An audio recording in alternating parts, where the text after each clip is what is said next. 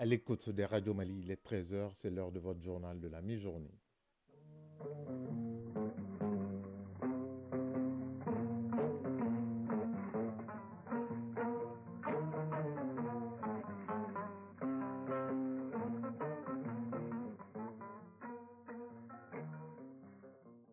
Le journal Ousmane Daou. Mesdames et messieurs, bonjour à la une de ce 13 heures. Célébration hier de la journée de la souveraineté retrouvée à travers tout le pays. À cette occasion, le président de la transition, le colonel Assimi Goïta, a fait encore parler son cœur avec 12 ambulances médicalisées, 8 appareils d'échographie, 70 lits d'hospitalisation et des vivres pour les personnes démunies de Koulikoro. Djemba Moussa Konate nous fera le point. La coalition pour le climat et la qualité de l'air et Mali Météo vent debout contre le réchauffement climatique. Les deux entités viennent de lancer un projet pour réduire l'utilisation du méthane. Adibou Koulibaly nous en dira un peu plus. Hors du Mali, Madagascar a un nouveau gouvernement depuis hier soir avec 27 ministres. Le président réélu André Arajoël compte beaucoup sur ces hommes et ces femmes. Pendant ce temps, en République démocratique du Congo, le président réélu Félix Tshisekedi et ses alliés arrivent en tête des élections législatives. Et aux États-Unis, début aujourd'hui des primaires républicaines pour les prochaines présidentielles. L'ancien président Donald Trump est le favori de ces primaires. En sport, on parlera essentiellement Coupe d'Afrique des Nations avec l'entrée en lice aujourd'hui du Sénégal, champion d'Afrique en titre. Il sera également question de la 13e journée du championnat national de Ligue 1 qui prendra fin avec l'affiche d'Oliva Athletic Club, club olympique de Bamako. Voilà pour le sommaire. Dans un instant, les détails. Lundi 15 janvier 2023, mesdames et messieurs, bonjour et merci d'avoir choisi Radio Mali pour vous informer. Je le disais dans les titres, célébration hier de la journée de la souveraineté retrouvée qui a été célébrée à Bamako à l'amphithéâtre de l'Université des lettres et des sciences humaines de Kabbalah. Le thème de cette année est les enjeux de la souveraineté dans un contexte marqué par la restauration de l'intégrité du territoire national à travers les actions salvatrices des forces armées nationales. Et à Koulikoro, la commémoration de la journée de la souveraineté retrouvée a été couplée à la cérémonie de remise des clés des ambulances médicalisées et des vivres à environ 300 personnes démunies de la cité du Mékétan. Elle vise à soutenir la population de Koulikoro pour permettre à cette population d'avoir une indépendance sanitaire et alimentaire.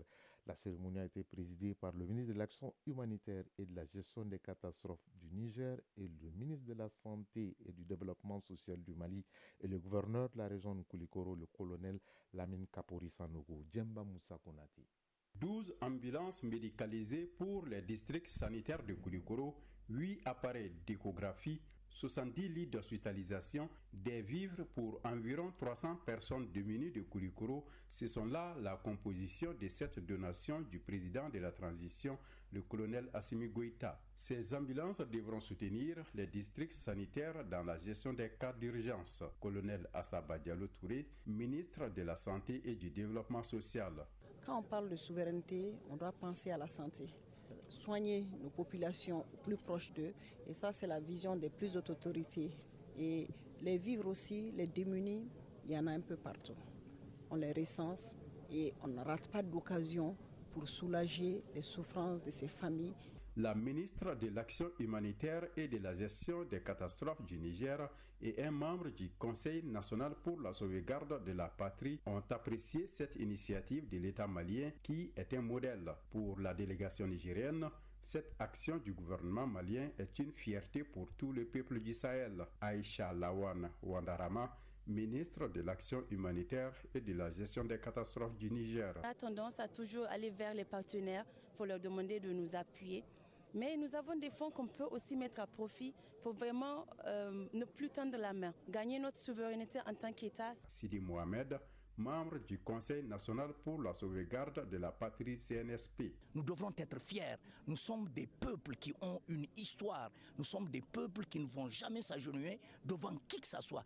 Au peuple malien, au peuple du Sahel, qu'un peuple ne peut être souverain que lorsqu'il se met au travail pour pouvoir donc acquérir sa fierté.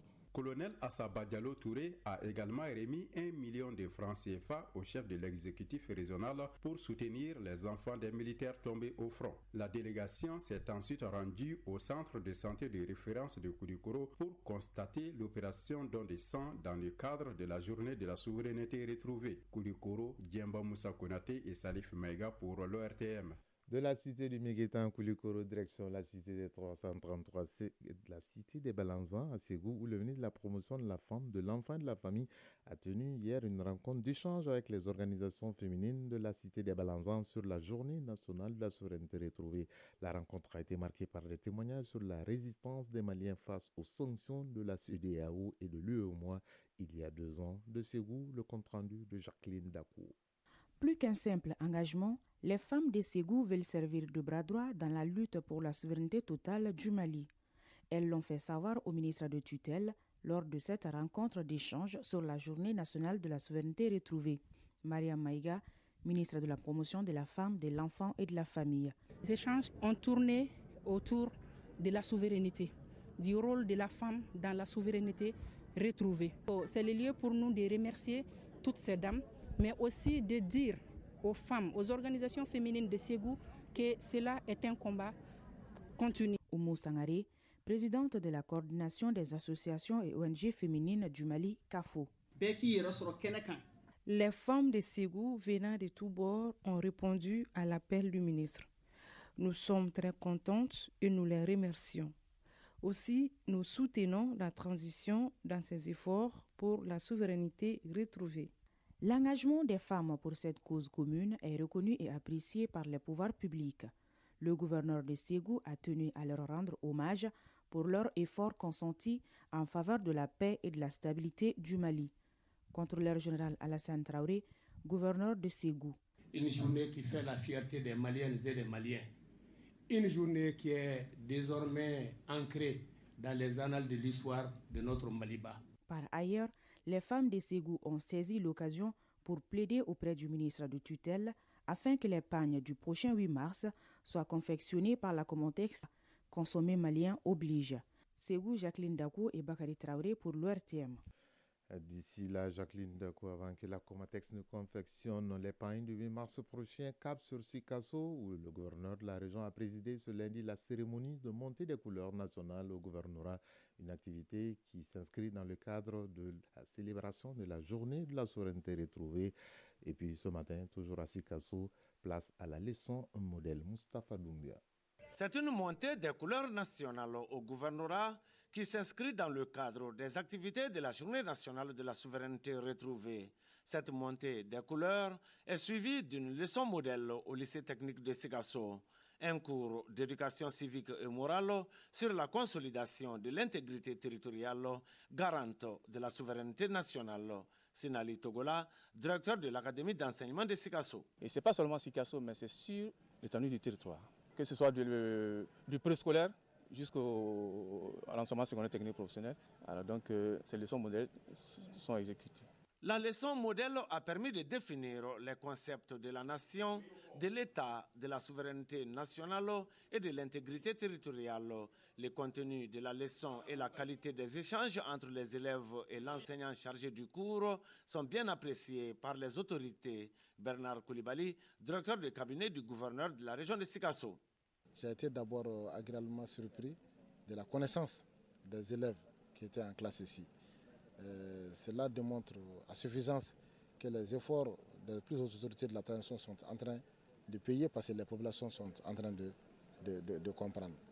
Le directeur de cabinet du gouverneur a profité de la leçon pour expliquer aux élèves la nécessité d'accompagner les autorités de la transition pour consolider les avancées enregistrées ces dernières années. Sikasso, Moustapha Doumbia et Amadou Dolo pour l'ORTM. Dans la cité des 333 Saint Tombouctou, la mystérieuse, la leçon modèle a porté sur le rôle et la place des citoyens dans le renforcement de l'unité nationale qui a été dispensée à l'école Bahadou en classe de 6e année. Najim Babasisi. Au groupe scolaire Bahadou Aboubakar, le cours du jour commence par le chant de l'hymne national, chanté à la fois par les élèves et les visiteurs du jour, en tête le directeur de cabinet du gouverneur. Rôle et place des citoyens dans le renforcement de l'unité nationale, et le titre du cours dispensé en classe de 6e année par Agaïchatou Al-Mahdi Meiga dans le cadre de la journée de souveraineté retrouvée. Les élèves semblent bien maîtriser la devise du Mali, les notions comme la citoyenneté, le patriotisme, l'unité nationale et j'en oublie. Mamadou Tembeli, directeur de cabinet du gouverneur de la région de Tombouctou. Cette lutte pour la refondation de l'État à travers les citoyens maliens nouveaux est également en marche. Donc nous ne faisons que remercier les plus hautes autorités, permettre aux Maliens et aux Maliennes de se retrouver pour raviver cette fibre patriotique pour la défense de la patrie et la défense des intérêts supérieurs de la nation. Aboubakrin Sissé, représentant du directeur de l'Académie de Tombouctou.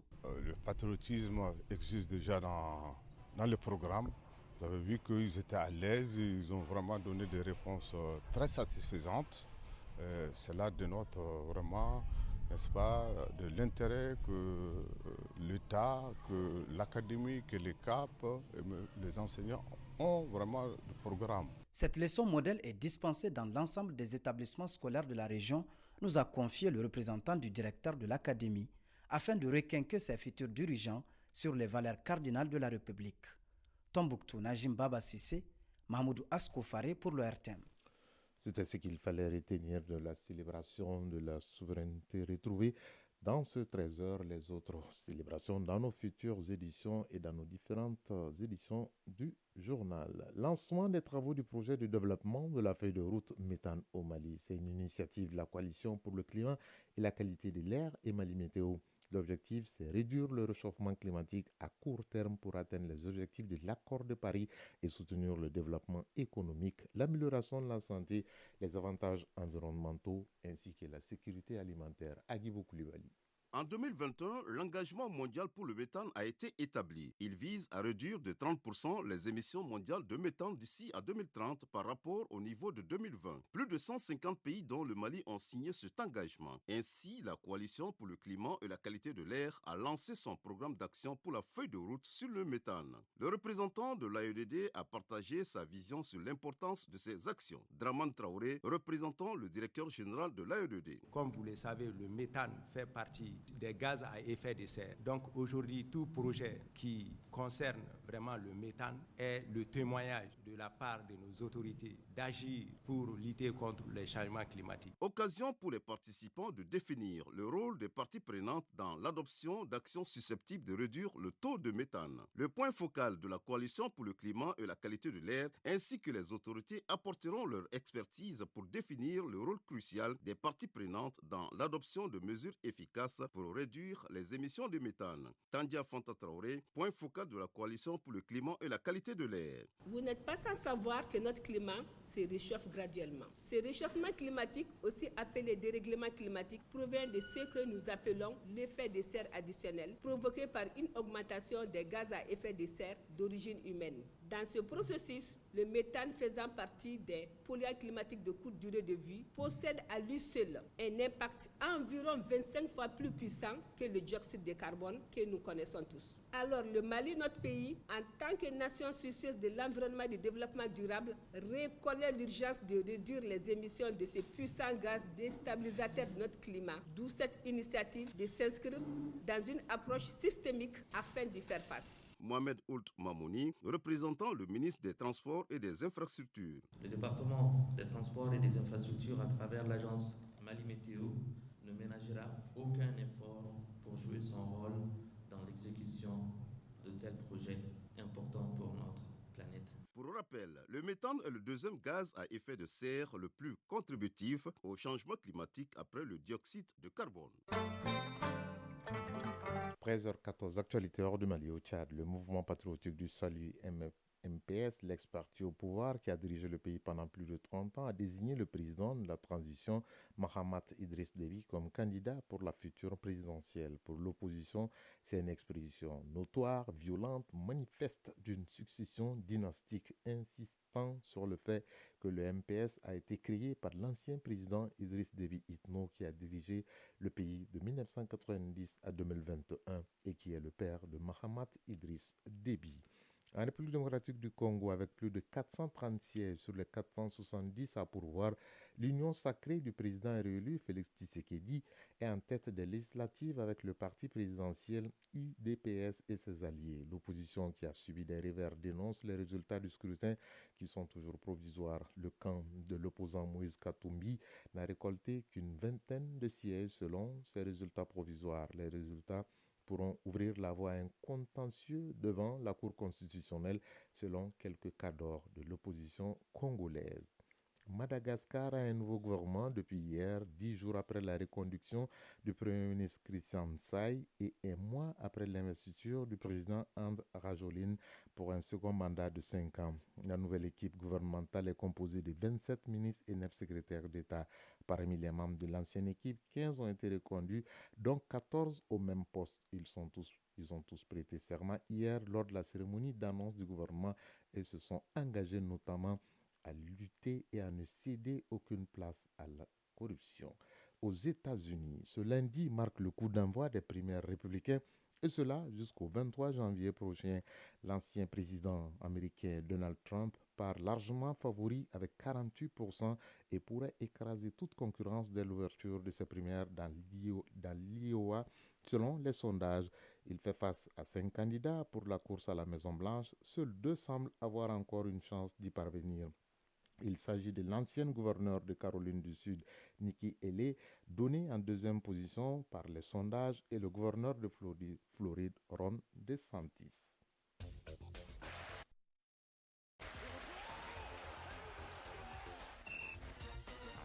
« 13h17, place à l'actualité sportive de ce journal qui est essentiellement consacré à la Coupe d'Afrique des Nations. Aujourd'hui, à 14h, le Sénégal, champion d'Afrique en titre, sera face à la Gambie, entrée en lice donc des Lions de la Teranga face aux Scorpions de la Gambie. Un match entre voisins et qui s'annonce palpitant. Dans le même groupe, le Cameroun affrontera la Guinée, ce qui sera certainement le choc de cette journée. À partir de 17h, une rencontre à suivre en direct sur ORTM 1 et sur la radio chaîne 2. Donc Guinée-Cameroun, ce sera en direct sur ORTM 1 et sur la radio chaîne 2. Le dernier match de la journée opposera l'Algérie, prétendant au titre, et l'Angola à partir de 20h. Hier, deux prétendants au titre n'ont pas eu une soirée facile, sinon 3 même. Le Nigeria, d'abord, a calé face à la Guinée équatoriale, accroché un but partout. Mais cette rencontre a vu le premier but de Victor Osimhen en Coupe d'Afrique des Nations, puisqu'il participe à cette compétition pour la première fois dans sa carrière. Le meilleur joueur africain de l'année a permis au Nigeria d'égaliser et de ne pas être raquiri par la Guinée équatoriale. Ce fut également un match nul entre l'Égypte de Mohamed Salah, qui a marqué le but égalisateur égyptien dans les arrêts de jeu à la 97e minute face à des Mamba mozambicains accrocheurs. Score final 2 buts partout, et pourtant c'est l'Égypte qui avait ouvert le score, ensuite rattrapé et dévancé par le Mozambique qui retrouvait la Coupe d'Afrique des Nations après 10 ans d'absence. Enfin, la surprise de la soirée est venue du Cap-Vert qui a dominé le Ghana par le score de 2-1. Le Ghana qui est quelque peu l'ombre de lui-même et de son passé, puisque les Requins bleus n'ont pas eu beaucoup de difficultés. Victoire méritée face aux Black Stars du Ghana.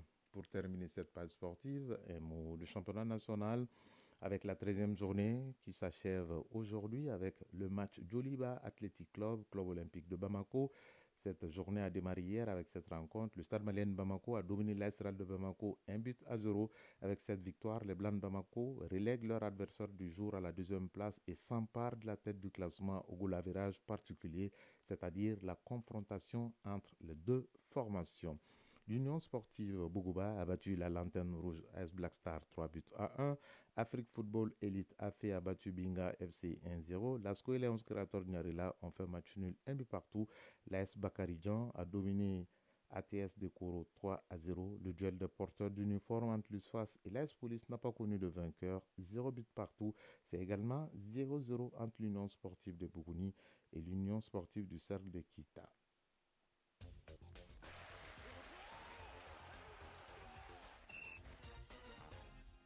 13h19 à Dramane, région Nkaï, c'est la fin de cette session d'information qui vous a été présentée par Ousmane Daou, réalisation Dossé Baba Diara Fatmata Tangara, mise en onde Bintou Traoré, mise en ligne Sekou Traoré. Prochain rendez-vous avec l'actualité, c'est à 19h30. Vous serez en compagnie de Koumba Sissé, mais gardez vos positions d'écoute dans un instant. Et Sata Tangara sera là pour les avis et communiquer.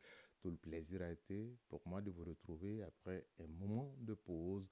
Bon après-midi et excellente semaine à toutes et à tous. Chacun de nous ne peut être une étoile, mais tâchons de briller pour éclairer là où nous sommes. Au revoir et à très bientôt.